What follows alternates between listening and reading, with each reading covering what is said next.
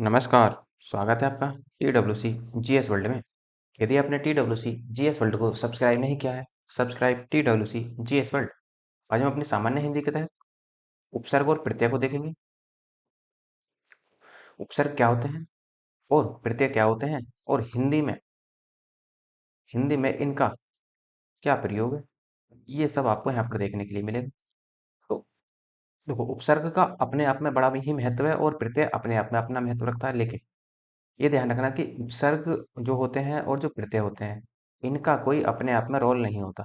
लेकिन यदि ये किसी शब्द के साथ जुड़ जाते हैं तो उस शब्द का ये अर्थ परिवर्तित कर देते हैं।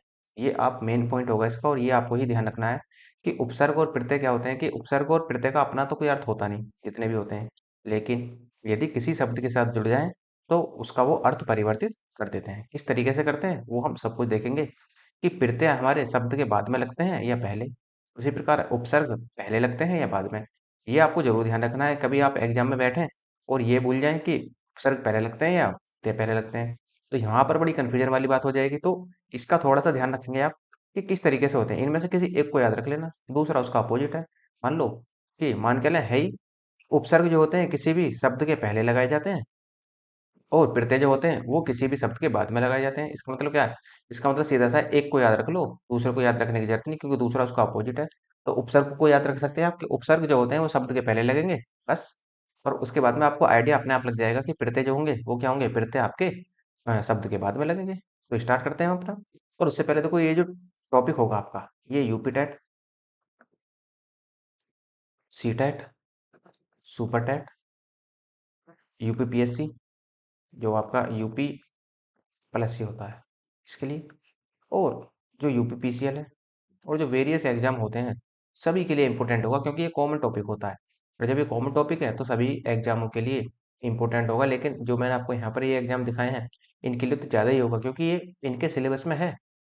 तो स्टार्ट करते हैं हम अपना उपसर्ग को। देखो, उपसर्ग और प्रत्यय क्या होते हैं? उपसर्ग जो होते हैं, उपसर्ग वे वो होते हैं या उपवाक्य होते हैं या उपशब्द होते हैं, उपसर्ग जो किसी भी शब्द के प्रारंभ में लगते हैं। ये आप ध्यान रखना है कि उपसर्ग क्या होंगे, किसी भी शब्द के प्रारंभ में लगेंगे और उसका अर्थ परिवर्तित कर देते हैं, उपसर्ग कहलाते हैं। वहीं यार आप प्रत्यय देखो, प्रत्यय क्या होते हैं? प्रत्यय जो होते हैं वो शब्द के अंत में लगता है और अर्थ परिवर्तित कर देता है, शब्द का अर्थ परिवर्तित कर देता है। जैसे आपने देखा होगा वाला, वाला एक प्रत्यय है। इसका मतलब जैसे मैं इसमें लगा दूं फेरी, और फेरी में क्या लगा दूं, वाला, तो ये क्या हो जाएगा आपका, फेरी वाला। तो इस तरीके से बनते हैं ये। ऐसे कोई शब्द है जन्म, इससे पहले मैं कोई उपसर्ग लगा दूं, तो उपसर्ग लगा दूं आ, तो ये क्या हो जाएगा आपका आ जन्म, इस तरह से। तो ये जो होते हैं आपके उपसर्ग इस तरीके से बनते हैं। अर्थात कहने का मतलब ये है कि जो उपसर्ग होंगे, उपसर्ग जो होते हैं वो शब्द के प्रारंभ में लगते हैं, और जबकि जो प्रत्यय होते हैं वो शब्द के अंत में लगते हैं। बस इतना ध्यान रखना है और कुछ ध्यान नहीं रखना। तो पहले शुरुआत करेंगे हम उपसर्ग से, किस तरीके से कितने उपसर्ग होते हैं हिंदी में या संस्कृत में, उर्दू में भी देख लेंगे कि कितने उपसर्ग होते हैं। बाकी आपको धीरे धीरे आइडिया लग जाएगा कि हाँ किस तरीके से उपसर्ग प्रयोग किए जाते हैं। जैसे देखो, उपसर्ग, उप का मतलब होता है, उप का मतलब होता है समीप। मतलब जो शब्द किसी शब्द के पहले लगकर, अर्थात जो शब्द है कोई, जैसे मैंने आपसे लगा कह दिया जन्म, ये है कोई शब्द और इससे पहले लग जाएगा ये, जैसे आ लगा दिया तो आ जन्म, तो पहले लगकर उसका अर्थ परिवर्तित कर देते हैं, उसे ही उपसर्ग कहते हैं। अर्थात तीन प्रकार के उपसर्ग होते हैं जो आप देखेंगे। कौन कौन से होंगे वो अभी हम देखेंगे कि कौन कौन से प्रकार के उपसर्ग होते हैं। तीन प्रकार का मतलब कहने का ये है कि संस्कृत के उपसर्ग जो हम दैनिक जीवन में यूज करते हैं, हिंदी के उपसर्ग और उर्दू के उपसर्ग। इन्हीं तीनों को ही हम दैनिक जीवन में यूज करते हैं। तो उपधन सर्ग से मिलकर बना है जो उपसर्ग है आपका। यदि आप इसमें संधि विच्छेद कर दें तो ये क्या होगा, उपधन सर्ग। इस तरीके से उपसर्ग बनता है। उपसर्ग का अर्थ किसी शब्द के समीप में जाकर नए शब्द की रचना करना होता है। अर्थात जब भी ये किसी शब्द के समीप में जाएगा, अर्थात पहले लगेगा जाकर, उसी का ही क्या होगा, उसी से ही एक नए शब्द का निर्माण कर देगा। उपसर्ग हमेशा क्या होते हैं, शब्दांश होते हैं। शब्दांश का मतलब शब्द के अंश होते हैं। जैसे आ का कोई अपने आप में अर्थ नहीं है, लेकिन यदि ये किसी शब्द से पहले जुड़ जाए तो वहां पर उसका अर्थ ही परिवर्तित कर देता है। जैसे जो शब्द के प्रारंभ, आरंभ, आगे, शुरू में आदि लगाया जाता है। देखो इन चारों शब्दों का मतलब क्या है, एक ही है बस। ये क्या है, चारों एक दूसरे के पर्यायवाची है। कोई कोई कह रहा है कोई शब्द जो होते हैं, जो जो शब्दांश होते हैं, वे किसी शब्द के पहले लगाए जाते हैं। ठीक है जी, पहले कह दो इनको, आरंभ में कह दो इनको, प्रारंभ में कह दो इनको, शुरू में कह दो। बात सबकी एक ही है, अर्थात कुल मिलाकर बात यह है कि जो उपसर्ग होंगे वो किसी भी शब्द के पहले लगाए जाएंगे, बस इतना आपको ध्यान रखना है। प्रत्येक उपसर्ग के अनेक अर्थ होते हैं, ये भी ध्यान रखना है आपको। किसी भी शब्द में एक से अधिक उपसर्ग लगाए जा सकते हैं, अर्थात ये नहीं है, जरूरी नहीं है कि एक ही उपसर्ग लगकर बना हो कोई शब्द, वो एक से अधिक उपसर्ग लगने से भी बना हो सकता है। किसी शब्द में से मूल शब्द को अलग करके शेष भाग शब्द के आरंभ में शब्दांश के रूप में बचता है, जिसका कोई अर्थ अवश्य होगा, उपसर्ग कहलाता है। जैसे सुसंगठित, सुसंगठित का मतलब, इसका मतलब यह है कि सु धन संगठित, संगठितता, उसमें सु और जोड़ दिया, सु उपसर्ग लगाया तो ये क्या होगा, सुसंगठित, अर्थात एक व्यवस्थित तरीके से संगठित। ऐसे ही सदाचार, ऐसे ही समाचार, निराशा, दुरुपयोग, उपयोगिता, पर्यावरण, स्वागत, अन्वेषण, प्रत्यक्ष इत्यादि। इस तरीके से जो आप देख रहे हैं यहाँ पर उपसर्ग लगाए जाते हैं। जैसे नेक्स्ट आगे बढ़ते हैं। तो देखो उपसर्ग जो होते हैं वो तीन उपसर्गों को देखेंगे हम, हिंदी के उपसर्ग, संस्कृत के उपसर्ग और उर्दू के उपसर्ग। ये आप ध्यान रखना कि हिंदी के जो उपसर्ग होते हैं वो 10वीं आपको संख्या मिलती है और 12वीं संख्या मिलती है। परेशान नहीं होना है, क्योंकि यहाँ से इस तरह से नहीं पूछेगा कि उपसर्गों की संख्या कितनी होती है। बस मेनली आपको ध्यान रखना है कि हिंदी में उपसर्गों की संख्या 10 या 12 मिलेगी आपको, संस्कृत में उपसर्गों की संख्या जो मिलेगी आपको 22 मिलेगी, और उर्दू में जो उपसर्ग होंगे वो 19 होंगे। अब देखो हमारे लिए इंपॉर्टेंट कौन है, हमारे लिए इंपॉर्टेंट है हिंदी के और संस्कृत के। इनको हम डिटेल के साथ पढ़ेंगे, इनमें के लिए थोड़ा सा मोटा सा आंकड़ा दे दूंगा, बस इतना जरूर ध्यान रखना कि उर्दू में प्रत्यय उपसर्गों की संख्या जो होती है वो 19 होती है, बस इतना जरूर ध्यान रखना है आपको। तो बढ़ते हैं आगे हम थोड़ा सा संस्कृत के उपसर्गों की तरफ को। तो देखो, संस्कृत के उपसर्ग 22 होते हैं। कौन कौन से होते हैं देख लेते हैं। जैसे अति है, अधिकार अधिक है, अनु, अप, अभि, अव, आ, उत, उप, दुर, दुस, निर, प्र, प्रा, परि, प्रति, वि, सु, सम, अन। तो देखो इनका अर्थ क्या होता है, मतलब क्या होता है, ये मैंने आपको केवल आइडिया के लिए दिखाए हैं कि हाँ इस तरह से हमारे उपसर्ग होते हैं। लेकिन अभी इनका अर्थ भी हम निकालेंगे, किस तरीके से निकालेंगे वो भी देख लेते हैं जरा। देखो ऐसे ही हिंदी के उपसर्ग होंगे आपके, हिंदी के उपसर्ग कौन कौन से होते हैं, जैसे आ, अद, उ, न, अब, दु, बिन, भर, कु, सु, बद, बिल, सर, हम, हर। ये आपके हिंदी के उपसर्ग देखने को मिलेंगे। नेक्स्ट, अब देखो उर्दू के उपसर्ग कितने होते हैं, 19, लेकिन यहाँ पर मैंने 19 के 19 नहीं लिखे, केवल आपको आइडिया रखना है, क्योंकि यहाँ से सवाल नहीं बनते। आप ये कह लो कि 99%, 9% आपके सवाल जो होंगे वो आपके हिंदी और संस्कृत के उपसर्गों से ही बन जाते हैं। जैसे अल है, एन है, कम है, खुश है, गैर है, दर है, ना है, फी है, ले है, ब है, ये सब क्या है? ये सब आपके उर्दू के उपसर्ग कहलाते हैं। अब देखो जो संस्कृत के उपसर्ग हैं, जो अभी आपको बताए थे, संस्कृत के उपसर्ग जो बताए उनके बारे में मैं आपको अर्थ भी बताऊंगा, और अर्थ का उस शब्दों में जो उपसर्ग है, ये जो उपसर्ग है इसका शब्दों में प्रयोग करके बताऊंगा कि किस प्रकार से प्रयोग होता है, सभी में बताऊंगा पूरे पूरे में। जैसे देखो अति का जो अर्थ होता है ना, अति का अर्थ अधिक भी होता है, बढ़कर भी होता है, उस पार भी होता है और परे भी होता है। परे का मतलब बिल्कुल जैसा कि आपकी इच्छा अनुसार या आपकी इच्छा के परे हो कोई बात, तो वो यहाँ पर भी है परे। तो अति का जो अर्थ निकलेगा वो अधिक के रूप में निकलेगा, बढ़कर के रूप में निकलेगा, उस पार निकलेगा या परे निकलेगा। जैसे अति किसी भी शब्द में, जैसे से है, ये था से, तो इसमें क्या लगा दिया, हमने अति लगा दिया, तो ये क्या बन गया, अतिशय। ऐसे ही चार था हमारे पास, इससे पहले हमने लगा दिया अति, तो ये क्या बना, अतिचार। ऐसे ही अतिअंत, ऐसे ही अतिक्रमण, अतिक्रमण जैसे ये क्रमण था कोई शब्द, क्रमण से पहले क्या लगा दिया, अति लगा दिया, तो ये क्या बन गया आपका अतिक्रमण। ऐसे ही रिक्त से पहले अति लगा दो, तो रिक्त से पहले जब अति लगाओगे तो अतिरिक्त बन जाएगा। ऐसे ही आवश्यक से पहले अति लगाओगे तो ये क्या बन जाएगा, अत्यावश्यक। अतीन्द्रिय, निंद्रिय से पहले अति लगा दो तो अतीन्द्रिय। आचार से पहले अति लगा दो तो अत्याचार। ऐसे ही अत्यधिक, अधिक से पहले अति लगा दो तो अत्यधिक बन जाता है। इस तरीके से यहाँ पर बनते हैं। अब देखो, जो अत्यधिक है, अत्यधिक, अत्यधिक का जब आप संधि विच्छेद करोगे ना, तो ये जो निकल कर आएगा, ये आएगा अति धन अधिक। ये आपका निकल कर आएगा, ये आप ध्यान रखना। क्योंकि संधि विच्छेद, संधि से ही हमें, जब हम संधि के विच्छेद करते हैं, तो उससे हमें इसका भी पता लग जाता है कि उपसर्ग किस प्रकार का है, किस तरीके से काम कर रहा है वहां पर।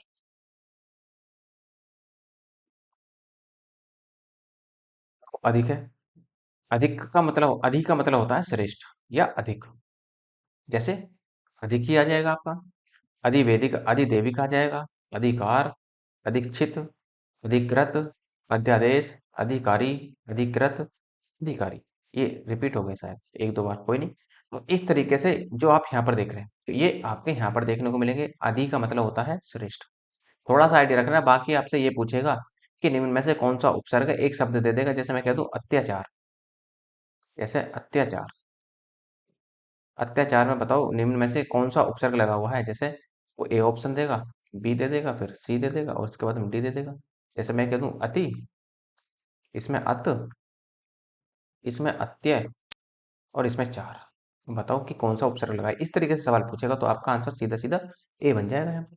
नेक्स्ट, तो देखो अनु उपसर्ग होता है। अनु उपसर्ग का मतलब होता है, अनु का मतलब होता है बाद में या पीछे चलने वाला या साथ या फिर समान, एक समान हो। इसमें जैसे करण में आप अनु लगा दो तो अनुकरण, ऐसे ही अनुज, ऐसे ही गमन में आप अनु लगा दो तो अनुगमन, सीलन में अनुशीलन, रूप में अनुरूप, अनुशासन, अनुसार। इस प्रकार से आपके उपसर्ग बनते हैं। जैसे अप में देखो, अप का जो अर्थ होता है वो होता है बुरा या विपरीत या हीन या विरुद्ध। इनमें से कोई भी एक अर्थ हो सकता है। जैसे अप का मतलब अपकार, अपकर्ष, अपहरण, अपमान, अपवाद, अपकीर्ति, अपयश। ये आपके जो बनेंगे वो आपके बनेंगे सारे। ऐसे ही आप नेक्स्ट देखेंगे कि अभी, अभी का जो अर्थ होता है वो समीप होता है या और होता है। जैसे अभिसार, अभिमुख, अभिकर्ता, अभिनय, अभिनव, अभिलाषा, अभ्यागत, अभ्युदय। ये सब के सब आपके जो होंगे वो अभी के ही उपसर्ग से बने हुए शब्द होंगे। नेक्स्ट, अब, अब का अर्थ होता है नीचे, अर्थात दूर या अभाव। जैसे अवकल, अवगत, अवचेतन, अवज्ञा, अवतार, अवमान, अवगुण, अवसाद। अब देखो, देखते ही आप पकड़ जाओगे कि हाँ, यदि आपने थोड़ा सा भी पहले पढ़ रखा है तो आइडिया लग जाएगा कि हाँ इसमें उपसर्ग कौन सा है। ये थोड़ा सा ध्यान रखना है आपको।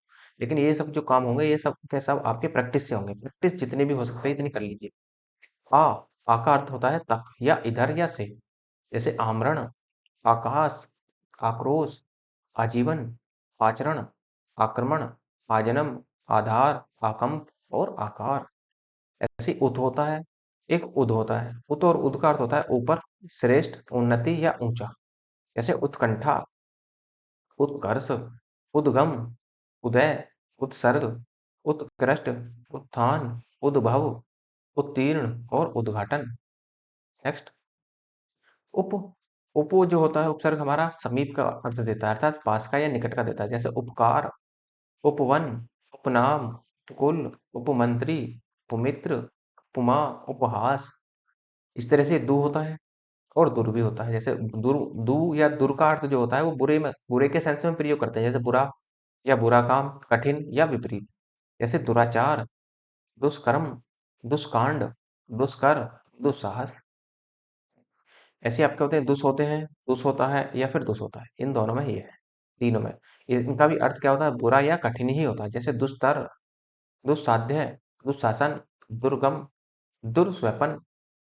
नी, नी उपसर्ग होता है एक आपका। जैसे नी का अर्थ जो होता है वो भीतर के सेंस में प्रयोग होता है, भीतर या नीचे या बाहर।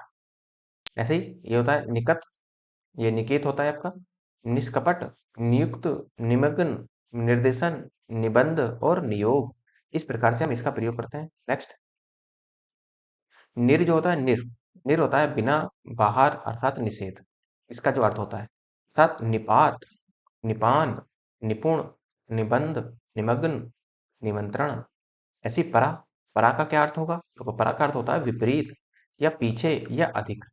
जैसे पराजय, पराकाष्ठा, पराभव, परावर्तन, पराक्रम। ऐसे ही परि होता है आपका। परि का अर्थ चारों ओर या आसपास या पूर्ण। ऐसे ही आप देखते हैं परिधि, पर्यावरण, परिचय, परिभ्रमण, परिजन, परिपूर्ण। ध्यान रखना जो अर्थ जब भी आप उपसर्ग निकालेंगे ना, उपसर्ग निकालने से पहले उसका संधि विच्छेद कर लेना। और यदि आपने संधि विच्छेद सही कर दिया तो आप उपसर्ग को भी सही सही पहचान सकते हैं। जैसे आप पर्यावरण देख रहे हैं इसमें, पर्यावरण, अब मैं आपसे कह दूं पर्यावरण में कौन सा उपसर्ग लगा हुआ है, तो आप इसे ये नहीं कह सकते कि पे पर्यावरण लगा हुआ है, ऐसा नहीं। पर्यावरण में पे लगा हुआ है, इसका अर्थ भी निकलना चाहिए दूसरे का भी। जैसे तो इसे हम जब इसका संधि विच्छेद करते हैं तो ये हो जाएगा परिधन आवरण। इसका मतलब कौन सा उपसर्ग है इसमें, पहला वाला ये। तो परि जो है ये आपका पर्यावरण से संबंधित होगा। इसी प्रकार देखते हैं अगला उपसर्ग, देखो प्र। प्र का जो अर्थ बनेगा वो बनेगा अधिक के सेंस में, या आगे के में, या विशिष्ट के में। तो इसका अर्थ शब्द बनेंगे इससे, ये बनेंगे प्रकर्ष, प्रताप, प्रहार, प्रचार, प्रकृति, कोष्ठ और प्रकार। उसी तरीके से प्रति होता है, प्रति का जो अर्थ निकलेगा वो होता है और, या उल्टा, या विरोध, या प्रत्येक। जैसे प्रतिदिन, प्रतिमान, प्रतिशत, प्रतिकार, प्रतिकूल, प्रत्यक्ष, या प्रत्येक। नेक्स्ट देखो वी। वी का जो अर्थ होता है वो होता है बिना, अर्थात भिन्न या अलग वाला। तो जैसे वाक्य में कैसे प्रयोग करेंगे, देखो जैसे विज्ञान, विदेशी, वियोग, विशुद्ध, विरुद्ध, विक्रिय, विकार, विकास, विकराल। ऐसे सम का अर्थ क्या होता है, अच्छी तरह, पूर्ण, शुद्ध संयोग। जैसे संगम, संस्कार, संहार, संकल्प। अपी का जो अर्थ होगा, अपी का जो अर्थ होगा वो होता है निश्चय, या किंतु, या भीवी से भी इसका अर्थ निकलता है। जैसे अपितु, पिधान और अपहति। इस तरीके से हम इनको, संस्कृत के जो उपसर्ग होते हैं इनको हम पूरा कर देते हैं। तो देखो देख लेते हैं थोड़ा सा हिंदी के उपसर्ग कैसे होते हैं, क्या क्या अर्थ निकलता है और कैसे कैसे प्रयोग होते हैं। यदि किसी भी जो हिंदी का कोई उपसर्ग है, यदि किसी शब्द से पहले ए लग जाए तो उसका अर्थ परिवर्तित कर देता है। अर्थात यदि वो सकारात्मक है तो उसे नकारात्मक बना देगा। अर्थात इसका जो ए का जो अर्थ होता है वो नहीं के सेंस में होता है। जैसे यहाँ है जान, जान में आप ए लगा दो तो ये बन जाएगा अजान। ऐसे ही लग, ये इसमें अलग। ऐसे अकाज, काज में आप ए, ए लगा दो तो ये एकाज बन जाएगा। काज का मतलब कार्य करना और एकाज का मतलब कार्य न करना। ऐसे ही छूता में ए लगा दो तो अछूता हो जाएगा। पच में ए लगा दो तो अपच हो जाएगा।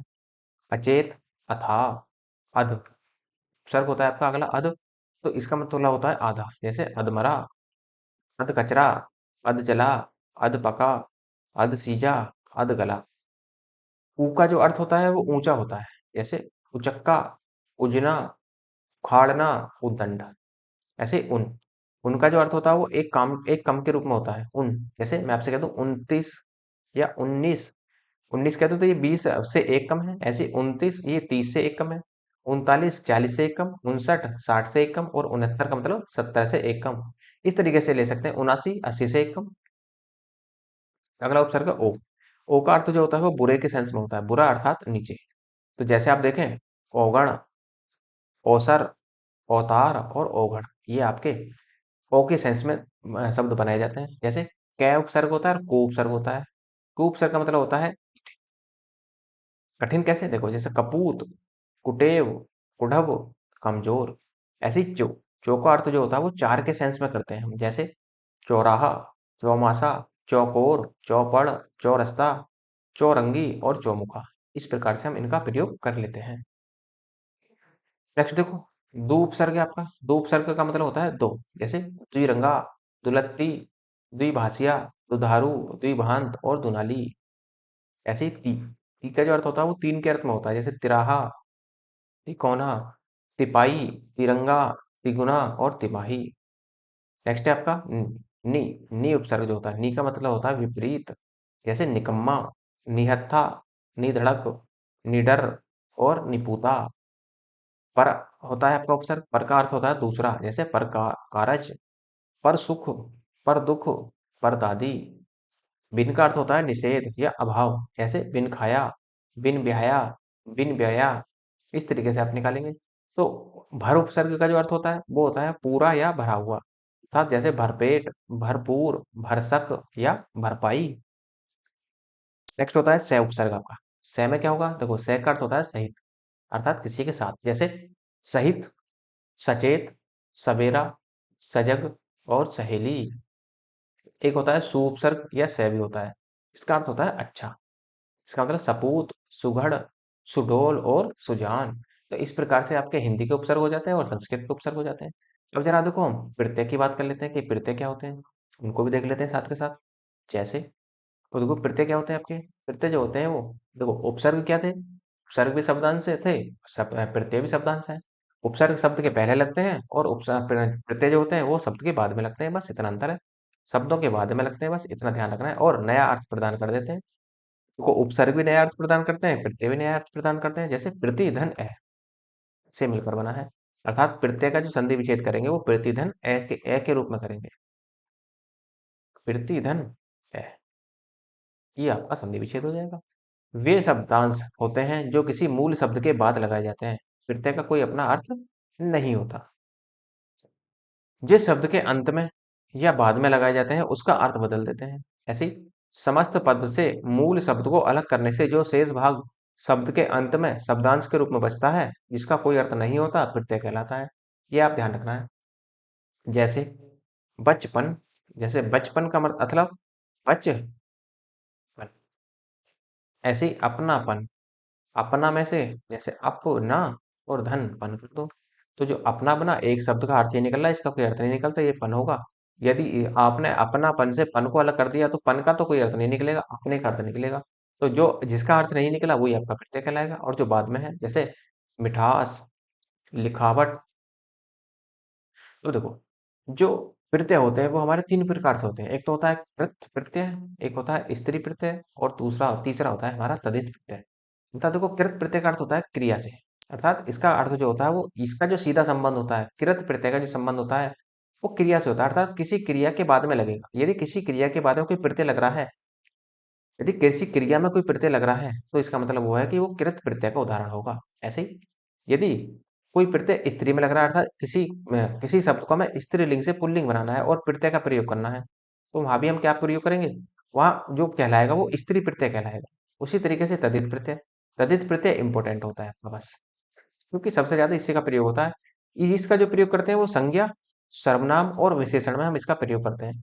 यदि किसी की विशेषता बतानी हो तो भी तद्धित प्रत्यय का प्रयोग करके वहां पर हम विशेषता बता सकते हैं। संज्ञा बतानी हो तो संज्ञा में भी प्रयोग हो जाता है इसका, और सर्वनाम में भी इसका प्रयोग हम कर देते हैं। जैसे को जैसे क्र धातु होती है, कृत, सॉरी, ये होता है दंत। जैसे कृदंत, कृदंत को दोनों क्र दंत को दोनों को मिलाओ तो ये क्या बन जाता है, कृदंत।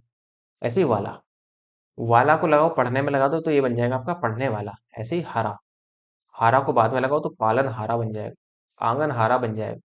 ऐसे ही आऊ, आऊ का मतलब क्या होगा, बिकाऊ, टिकाऊ और चलाऊ। आक का अर्थ होता है आक, आक जो बना है, जैसे आक शब्द को लगाओ तैराक में लगा दो, जैसे तैरा, तैर, तैर में आग लगा दो तो तैर में जब आग लगा दोगे तो ये बन जाएगा आपका तैराक। इस तरीके से बनेंगे आका, आका का अर्थ लड़ाका, पढ़ाका, सड़ाका, नड़ाका। ये सब जितने भी शब्द आप बना रहे हैं ये सब के सब आका प्रत्यय लगने से बन जाते हैं। जैसे और देखो आलू, आलू में क्या लगा दो, आलू, यदि किसी को आलू प्रत्यय का प्रयोग करना है तो जैसे झगड़ालू, इस तरीके से भी आप यूज कर सकते हैं। एरा, एरा का अर्थ अर्थात लुटेरा। इया, इया बढ़िया में लगा दो, बढ़ी में लगा दो तो ये बन जाएगा आपका बढ़िया। अक, अक प्रत्यय का प्रयोग कैसे होगा, जैसे धावक, इसमें भी अक प्रत्यय लगा हुआ है। सहायक, अक प्रत्यय लगा हुआ है। पालक, इसमें भी अक प्रत्यय लगा हुआ है। जैसे आ का अर्थ होता है कटका, या आ का अर्थ नहीं, आ से जो शब्द बनते हैं वो बनते हैं आपके कटका, चटका, मटका, इस तरीके से बना सकते हैं। ई से आप बना सकते हैं धोकनी। हट, हट से जो बनेगा आपका शब्द वो बनेगा घबराहट, पनघट, इस तरीके से बनाएंगे। और वा उपसर्ग होता है और वा प्रत्यय होता है, इससे बनाएंगे आप बुलावा। जैसे कोई बुला शब्द है और बुला शब्द के साथ साथ क्या है उसमें वह लगा दिया, वा लगा दिया तो ये क्या बन जाएगा, बुलावा। ऐसे आप इसमें बना सकते हैं छलावा, छलावा। और भी आप बहुत सारे शब्द वहां पर बना सकते हैं, लेकिन बस इतना ध्यान रखना है आपको कि प्रत्यय जो होते हैं वो आपके शब्द के हमेशा बाद में ही लगते हैं। तो ये जो कृत प्रत्यय था अर्थात क्रिया के साथ लगते हैं, अर्थात ये जो है आपकी क्रय, ये वाला, हारा, ये जो दंत आप देख रहे हैं, पढ़ने, पालन, बिकाऊ, ये सब क्या है, ये सब आपकी क्रिया के रूप में ही इनका प्रयोग हम करते हैं। नेक्स्ट स्त्री प्रत्यय होते हैं। स्त्री प्रत्यय क्या होते हैं, स्त्रीलिंग से पुल्लिंग बनाने के लिए करते हैं। जैसे नर, नर का क्या बना दो, नारी, या नारी का क्या बना दो, नर। अज का अजा, या अजा का अज। ऐसे ही गौर का गौरी, या गौरी का गौर। ये दोनों क्या है, एक दूसरे के अपोजिट बन जाते हैं।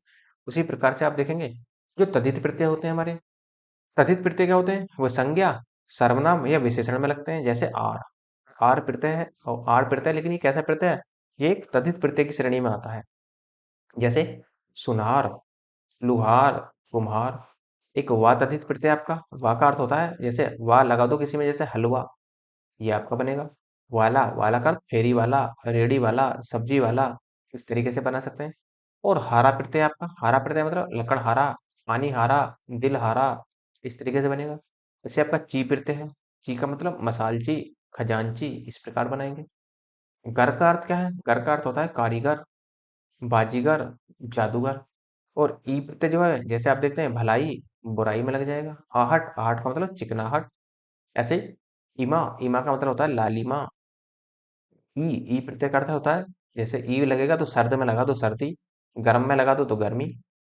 और तय जो है संग में लगा दो तो संगत बन जाता है। पन प्रत्यय को बच में लगा दो तो बचपन, लड़क में लगा दो तो लड़कपन। और जो इया है उसमें बिटिया में लगा दो, बेटी में लगा दो तो बिटिया, लुटिया, खटिया बन जाता है। और टा प्रत्यय जो होता है उसमें उल्टा, सलूटा, कलूटा, इस प्रकार से बना सकते हैं आप। डी का मतलब, डी प्रत्यय का जो मतलब होता है पगड़ी, ला पहला, केला, सौतेला, दुकेला, नुकेला, और भी बना सकते हैं बहुत सारे आप। रा प्रत्यय को देखें तो तीसरा, दूसरा, इस प्रकार से बना सकते हैं। वा प्रत्यय पांचवा, छठवां, नौवां, 10वां, 11वां, 20वां, कितने भी आप इस प्रकार से प्रत्यय बना सकते हैं। ऐसे आपका एक प्रत्यय हो रहा है सा। सा जो प्रत्यय होता है, जैसे पीला सा, हरा सा, लाल सा, काला सा, ये सब के सब आपके सा प्रत्यय से लगने से बन जाते हैं। तो देखो इस प्रकार से जो हमारा होता है ये उपसर्ग प्लस प्रत्यय, ये समाप्त हो जाता है। तो वो ज़्यादा बड़ा टॉपिक नहीं है लेकिन इंपॉर्टेंट है एग्जाम के पॉइंट ऑफ व्यू से। अब देखो इसकी प्रैक्टिस मैं आपको कराऊंगा बाद में, पहले मैं यही सोच रहा हूँ कि कॉन्सेप्ट पूरा हो जाए बस हिंदी का एक बार। और लगभग हम समाप्ति के कगार पर ही हैं, कुछ ही टॉपिक बच रहे हैं आपके छोटे छोटे, जिनको मैं बहुत जल्दी पूरा करा दूंगा। उसके बाद आपकी प्रैक्टिस कराऊंगा अच्छी खासी। तो प्रैक्टिस के लिए आप तैयार है ना? और यदि आपको लगता है लेक्चर अच्छा है और रिवीजन के लिए इसकी पीडीएफ होनी चाहिए तो टेलीग्राम ज्वाइन कर लेना। या यदि आप टेलीग्राम यूज नहीं करते तो व्हाट्सअप ज्वाइन कर लेना। दोनों में से किसी एक को ज्वाइन कर लेना। तो वहाँ पर क्या होगा कि आपको टाइम टू टाइम पीडीएफ मिलती रहती है। दोनों का लिंक डिस्क्रिप्शन में नीचे दिया हुआ है। और यदि आपको हिंदी की कंप्लीट पीडीएफ चाहिए, आप मुझे कंप्लीट पीडीएफ के लिए आप मेल कर दीजिए, तो मैं आपको वहाँ पर प्रोवाइड करा दूंगा। और यदि आपको लगता है लेक्चर अच्छा है तो लाइक कीजिए, शेयर कीजिए, सब्सक्राइब करना ना भूलें। धन्यवाद।